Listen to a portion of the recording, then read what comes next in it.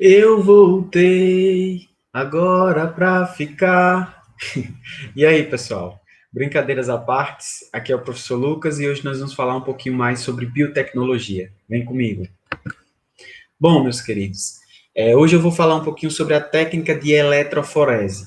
Mas para isso, vocês precisam estar bem afiados aí sobre a aula anterior, tá bom? Sobre o conteúdo da aula anterior, né? Então, eu preciso que vocês lembrem bem aí das enzimas de restrição ou endonucleases, tá certo? Também preciso que vocês lembrem bem aí daqueles processos que a gente viu lá na aula sobre DNA e RNA, ok?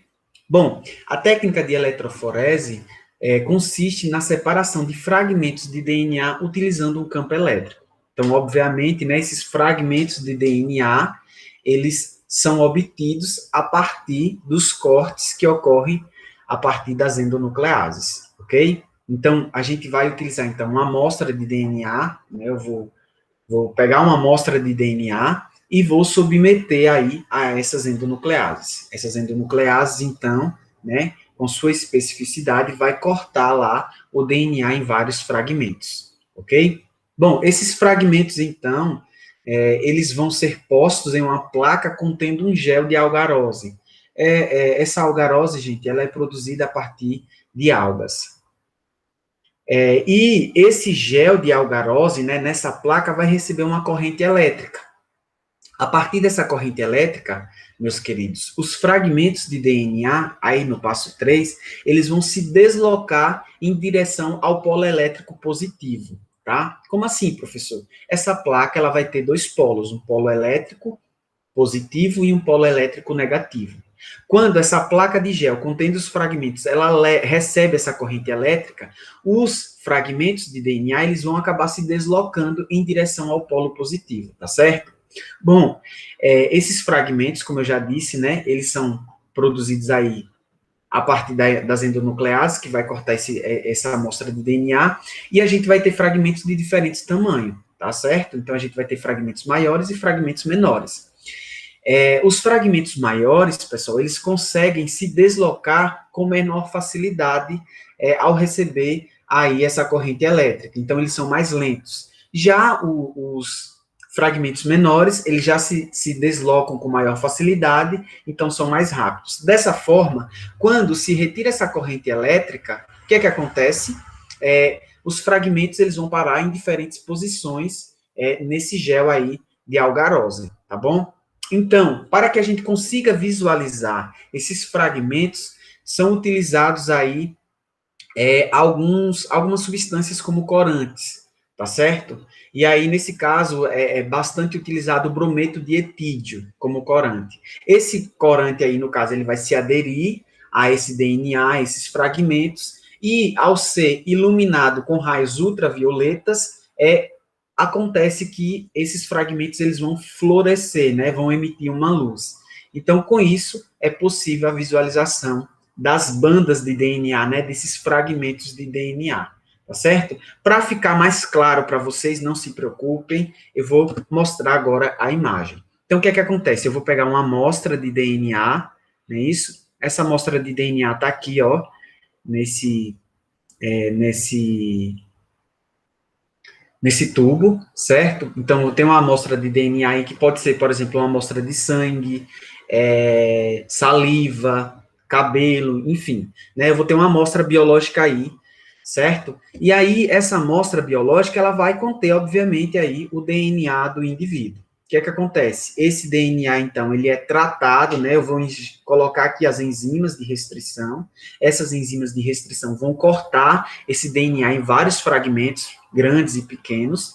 E aí, esses fragmentos, eles vão ser colocados aqui nessa placa aqui desse aparelho de eletroforese, nesse aparelho, certo?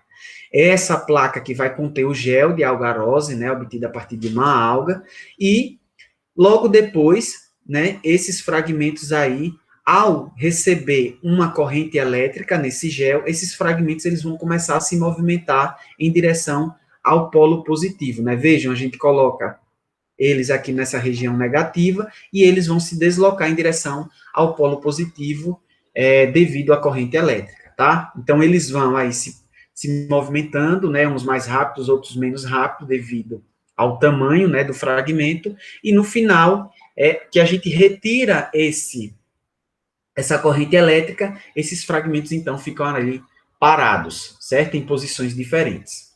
Para que ocorra, então, a visualização desses fragmentos, ocorre, então, o uso aí do brometo de etídio, que vai emitir uma luz, né? No caso, aí desse DNA, essas bandas de DNA vão emitir a luz. Então, no final desse processo, gente, eu vou obter o quê? Eu vou obter aí uma imagem, essa imagem aqui fotográfica, tá? Que parece um código de barras, e é também chamada de impressão digital, certo? O DNA Fingerprint. DNA Fingerprint, tá certo? Ou impressão digital em português. Por que, professor, impressão digital? Por quê? Porque esse DNA Fingerprint, ele vai ser específico para cada indivíduo, certo? Cada indivíduo humano diferente, cada organismo vai ter o seu DNA específico, vai ter a sua impressão digital genética específica, tá certo? Então, eu posso até comparar o meu Fingerprint com o do meu filho, e com certeza eu vou ver similaridade entre os dois, já que o meu DNA também, o meu filho recebeu parte dele, tá bom? Então, aqui eu tenho uma imagem do aparelho e aqui, né, como é que a gente recebe esse resultado da técnica de eletroforese. Então, como eu já disse, né, cada indivíduo vai ter um DNA Fingerprint específico. Logo, esse DNA Fingerprint, ele é utilizado em diferentes técnicas aí. E uma delas, e principal, né, é o teste de paternidade. Então, eu vou utilizar aí essa técnica para comparar o meu DNA Fingerprint com o do meu filho. E aí ver a similaridade entre eles, né? E poder dizer se ele é meu filho ou não, certo? Então, essa técnica é baseada aí nessa comparação do DNA Fingerprint, beleza? Então, aqui eu trouxe um exemplo e eu quero que vocês descubram quem é o pai dessa criança aqui, né? Aqui a gente tem o DNA Fingerprint da mãe, o da criança, e de dois homens que são os possíveis pais aí dessa criança, tá bom? O que é que vocês fazem para descobrir? Vocês vão comparar os códigos de barra da mãe e da criança com os dos dois possíveis pais, tá certo? Então, por padrão, a criança deve ter 50% de barras da mãe e 50% de barras do pai, ou seja, na mesma posição, tá bom, meus queridos? Então, vocês precisam ir comparando, ó, aqui a gente está com foco em quem? Na criança, né? Então, vejam, ó, a criança aqui tem duas barras, né? Essa primeira barra, você vê, ó, que está na mesma posição da mãe. Logo, essa barra é de quem? Da mãe. Já essa segunda barra, vocês veem, ó, que ela não ocorre aqui na mãe, ó, não está na mesma posição. Então, ela vai ter que estar ou na posição do homem A ou do homem B. Então, ó, vamos observar. Então, se a gente for passando aqui, ó, não é do homem A, opa, é do homem B. Então, vocês vão precisar fazer essa análise, tá? Bem criteriosa, de todas essas bandas aqui da criança, do DNA Fingerprint da criança, vocês vão comparar aí com a mãe e com os homens. Aquele que tiver maior quantidade de similaridade aqui com a criança, sem dúvidas, é o pai dela, tá bom? Então, deem pausa aí no vídeo e façam aí essa interpretação desse resultado. Ok? Depois comentem lá no vídeo, comentem no próprio YouTube se vocês conseguiram acertar ou não, tá certo? Deem pausa, eu vou passar agora para a resposta. Bom, se você respondeu que o homem B, ele é o pai da criança, você acertou na análise do teste, tá bom? Por quê, professor? Porque, vejam, vamos lá, ó, esse daqui primeiro eu já falei que é da mãe, o segundo, ó, é do pai. Esse aqui da mãe também, ó, mesma posição, não está na mesma posição dos dois. Esse aqui, ó, não é da mãe, então vamos ver de quem é.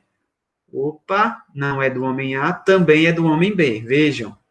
Próximo, ó, é da mãe, próximo também da mãe, e por último, não é da mãe, né? Isso, esse traço aqui, então, é de quem, ó? Também do homem B. Então, a gente vê aí a semelhança, né, do DNA Fingerprint da criança com o da mãe e o do pai.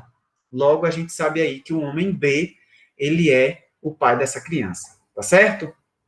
Então, essa é uma das técnicas utilizadas aí com esse DNA Fageprite, que é obtido através da técnica de eletroforese. Tranquilo, né, meu povo? Bom, esses testes de DNA, gente, eles são extremamente seguros aí, com a porcentagem de 99,9% de certeza, tá? E aí eles são utilizados aí nos testes de paternidade, bem como na identificação de pessoas em investigações policiais ou judiciais. É quando lá na cena do crime é encontrado um sangue de uma pessoa, né, que pode ser suspeita ali, então é feito esse teste de DNA, pega-se essa amostra lá da cena do crime, colhe uma amostra do suspeito, faz essa técnica de eletroforese, faz a comparação e aí tem certeza se aquele indivíduo é realmente suspeito ou não daquele crime, tá bom? E as amostras, professor, como é que se obtém essas amostras? Bom, as amostras, meus queridos, são aí a pele, pode ser utilizada a pele, né, do indivíduo, cabelo, sangue, sêmen, entre outras amostras biológicas que pode ser obtida aí do indivíduo. Tranquilo, né? Bom, meus queridos, para essa técnica que eu expliquei agora há pouco, a eletroforese, é necessário, então, aí os fragmentos de DNA que são obtidos através das enzimas de restrição, não é isso? No entanto, em alguns organismos, não se consegue obter fragmentos suficientes para realizar aquelas análises, né, do DNA Fageprite. Então, é utilizada uma nova técnica aí da biotecnologia, é a técnica chamada de PCR, técnica em reação de cadeia polimerase. Gente, agora eu vou precisar que vocês relembrem o conteúdo lá da primeira aula que eu falei sobre duplicação do DNA. A gente viu lá naquela aula a forma que ocorre naturalmente a duplicação do DNA. A técnica de PCR, ela é uma duplicação artificial do DNA, tá certo? Então, é uma duplicação que é feita de forma manipulada em laboratório, in vitro, tá certo? Então, nada mais é, né, a técnica de PCR do que uma técnica de fazer cópias de trechos de DNA in vitro, certo? Usando polimerases do DNA. Então, como é que isso acontece, professor? É bem similar ao que ocorre lá de forma natural, né? Então, inicialmente aqui é necessário o uso de uma temperatura alta, então eu vou expor, eu vou submeter as minhas cópias de DNA, as minhas amostras, melhor dizendo, né, os meus fragmentos de DNA a temperatura alta, para que, posteriormente a isso, ocorra a separação da dupla hélice, né, de DNA. Lembrando, a molécula de DNA tem duas fitas, né, em forma de dupla hélice. Então, o que é que acontece? Eu coloco essa molécula de DNA nessa temperatura alta e eu consigo abrir a molécula. Então, eu vou separar as duas fitas, não é isso? Então, eu separo os nucleotídeos.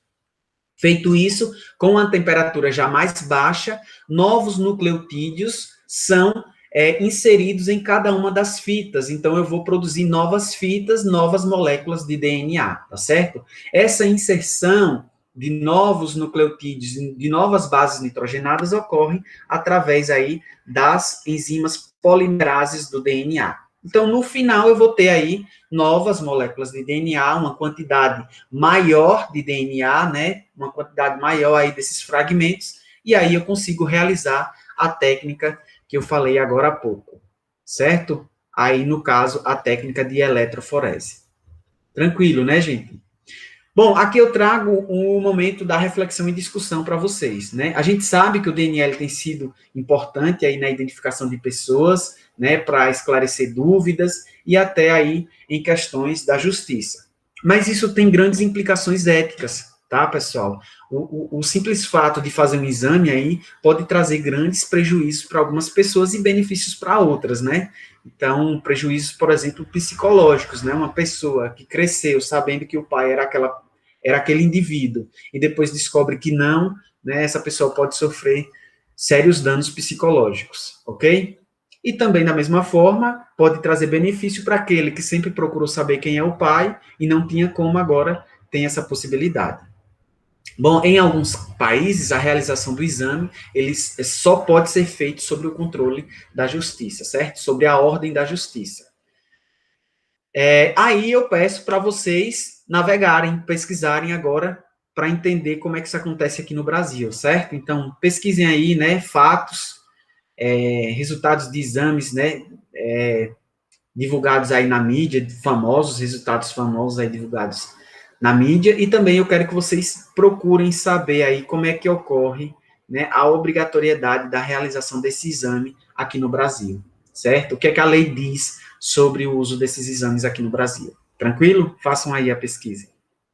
Bom, outra técnica extremamente importante da biotecnologia, gente, é o projeto Genoma Humano. Nossa, é uma técnica grandiosa, que ela ocorreu aí do período de 1990 e teve resultados aí mais conclusivos no final, em fevereiro de 2001, tá bom?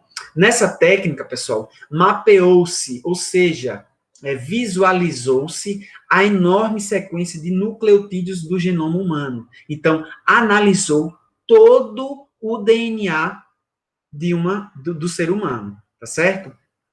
Então, a partir dessa análise, a partir desse projeto, verificou-se que 95% das sequências de nucleotídeos do DNA do ser humano não correspondem a genes. Como eu falei para vocês, né, o nosso DNA, ele é formado pelos genes. Cada partezinha do nosso DNA tem a função de produzir uma determinada proteína que é, né, correspondente aí a um genes. No entanto, né, não é toda essa cadeia de nucleotídeos, não é todo o filamento de DNA que vai corresponder aos genes. Né? Então, como vocês veem aí, o projeto Genoma, na verdade, descobriu que 95%, ou seja, quase que a totalidade desse genoma não é gene. Na verdade, somente 5% corresponde aí a esses genes, que são cerca de 30 mil genes, tá bom?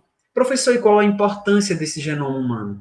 Gente, descobrir toda essa sequência de nucleotídeos do nosso DNA ajuda na identificação de genes que podem causar, né, ou são predispostos a causar doenças genéticas e até o câncer, né? Vai ajudar aí no aconselhamento genético, ou seja, nas análises, vai ser possível analisar o genoma de um indivíduo homem e de um indivíduo mulher, e aí, comparando os dois, ver a possibilidade, né, de filhos nascerem aí com algumas anomalias, com algumas doenças, ou não. Então, é possível aí fazer esse aconselhamento genético. Então, esse casal procura uma clínica especializada nisso, né, é colhido o material, é feito, então, essa análise, esse mapeamento do genoma desses indivíduos, e aí faz-se uma comparação para ver as probabilidades, as possibilidades desse casal, então, gerar filhos, com doenças ou não, tá certo? Então, aí o aconselhamento genético. E uma outra questão que pode ser obtida aí é a identificação de genes que predispõem doenças também metabólicas, não só doenças genéticas, tá? Então, doenças que podem serem desenvolvidas através da deficiência aí no metabolismo, né, como diabetes, ok?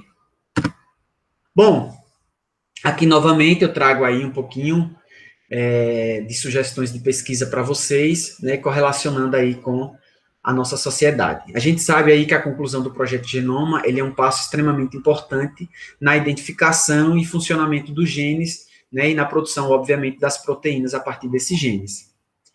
Então, a gente viu aí, né, que a gente já consegue meio que prever algumas doenças que podem acontecer devido a esse mapeamento genético e tal. Será que futuramente a gente vai conseguir prever o futuro, né, de forma geral? A ciência vai conseguir prever o futuro? Bom, de certa forma a gente já está fazendo isso, né? Depende mesmo do viés que a gente esteja aí analisando.